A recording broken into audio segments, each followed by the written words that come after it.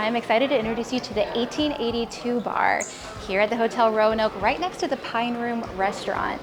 What are we thinking about having?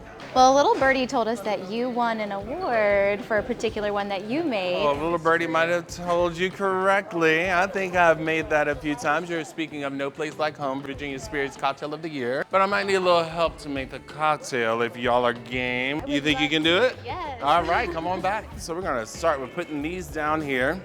And the very first ingredient in this is going to be mead. So the mead is actually from Atheling Mead Works. Atheling they have a tasting room that's located downtown, and that's going to serve as a blanket for us. Very good. This is the Vesper meets a peach cobbler, essentially, when it comes down to the cocktail itself.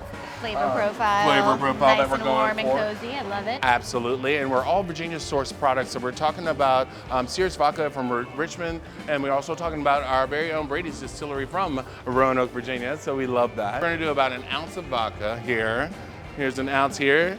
And I'm gonna count for you as you go to make this part. You think we can do it? Let's go for it. 1, 2, 3, 4. You remember! You remember! I just stopped when you stopped, so that works out. That works out. So 2 count of that in here in our cocktail shaker. That's about a half ounce. Go for it. Here we go. There we go. And that's gonna be 1, 2, 3. Yes, that 4? feels good. Okay. Yeah, it was a little slow on the roll. Now we're gonna get a little peach involved. So this is gonna be some peach puree, and we're just gonna pour like, you know, we're at home. So we got a little bit of a pour there. I love peach. That's perfect right there. Yeah, that's perfect.